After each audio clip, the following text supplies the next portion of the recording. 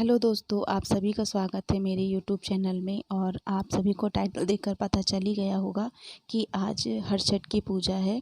तो बस मैं आज यहाँ पर हरछठ की पूजा करने के लिए आई हूँ। तो आप सभी देख रहे हैं यहाँ पर मैं चौक बना रही हूँ। तो चौक बनाने के पहले यहाँ पर लिपा गया है और फिर उस पर चौक बनाया जा रहा है। तो ये देखिए, चौक बन चुका है और अब इस पर बैठाया जाएगा माता जी को। मतलब झरबेरी के झाड़ होते हैं, उनकी पूजा होती है। झरबेरी आपको दिखाऊंगी अभी झरबेरी क्या होती है। और कुछ लोग जानते भी होंगे जो एमपी साइड होंगे या फिर जहाँ जहाँ हरछठ की पूजा होती है वो सभी जानते होंगे कि झरबेरी किसे कहते हैं। तो बस उसी की पूजा होती है और इसमें पसई के चावल लगते हैं।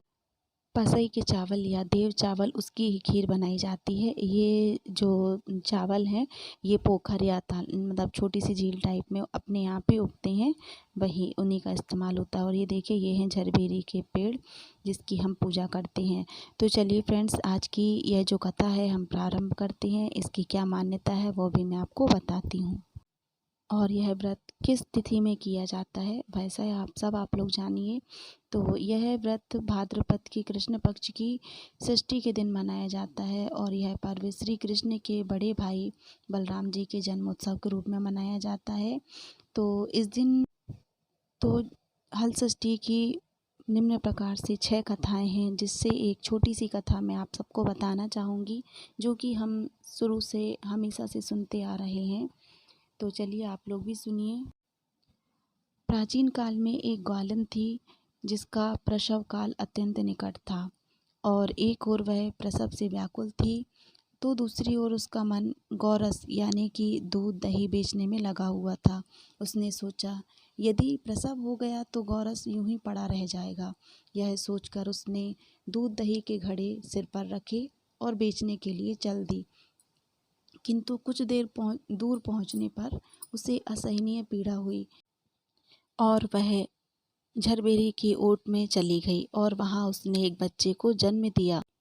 और बच्चे को जन्म देने के बाद उसने बच्चे को वहीं छोड़कर पास के गांव में दूध और दही बेचने चली गई। संयोग से उस दिन हल षष्ठी थी। गाय भैंस के मिश्रित दूध को केवल भैंस का दूध बताकर उसने सीधे साधे लोगों को बेच दिया। उधर जिस झरबेरी के नीचे उसने बच्चे को छोड़ा था उसके समीप ही खेत में एक किसान हल जोत रहा था। अचानक उसके बैल भड़क उठे और हल का फल शरीर में घुसने से वह मर गया। बालक उस घटना से किसान बहुत दुखी हुआ। फिर उसने हिम्मत और धैर्य से काम लिया। उसने झरबेरी के कांटे से ही उसके पेट को, चिरे हुए पेट को सिल दिया और उसे वहीं छोड़कर चला गया।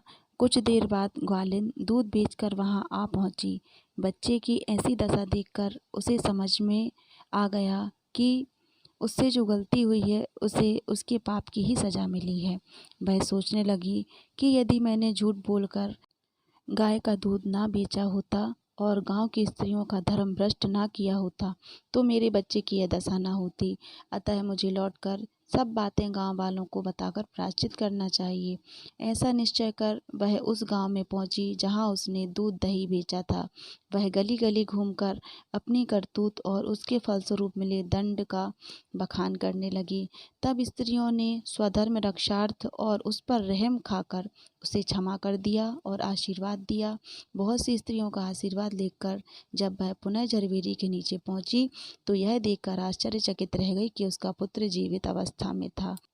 तभी उसने सबसे झूठ बोलने को ब्रह्म हत्या के समान समझा और कभी झूठ ना बोलने का प्रण लिया। इस प्रकार यह कथा समाप्त होती है। तो इस तरह से कथा समाप्त होने के बाद यहाँ भगवान को भोग लगाने के लिए वेदी जलाई जाती है, जिसमें हम होम वगैरह करते हैं और उससे जो भोग हमने बनाया हुआ है वो भोग भगवान को चढ़ाया जाता है, भगवान श्री बलराम जी के लिए। तो बस यहाँ पर वही चल रहा था। सबसे पहले जिस वेदी में भगवान को भोग लगाया जाएगा उससे तिलक टीका किया जाता है और फिर उसमें होम वगैरह करते हैं। तो बस वही प्रक्रिया यहाँ पर चल रही थी। इस तरीके से सभी महिलाओं ने मिलकर हवन होम किया हुआ है। तो यहाँ पर हमने पूजन वगैरह कर लिया है और भगवान से बस यही प्रार्थना करते हैं कि हमारे बच्चे सदैव स्वस्थ दीर्घायु, गुणवान और सदैव प्रगति के पथ पर आगे बढ़ती रहें, बस यही कामना करते हैं। इन्हीं कामनाओं के साथ आज का मेरा ये ब्लॉग समाप्त होता है। और आप सबके यहाँ हरषष्ठी के व्रत कैसे मनाया जाता है तो प्लीज़ बताइएगा कमेंट करके। और आज का मेरा ब्लॉग आप सबको कैसा लगा ज़रूर कमेंट करें। और यदि आप लोगों ने मेरे चैनल को सब्सक्राइब नहीं किया है और पहली बार मेरे चैनल पर आए हैं तो ज़रूर सब्सक्राइब करें, लाइक शेयर कमेंट करें।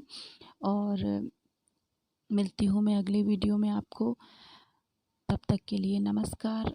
आप सभी को हर छठ व्रत की बहुत बहुत शुभकामनाएं। Thanks for watching.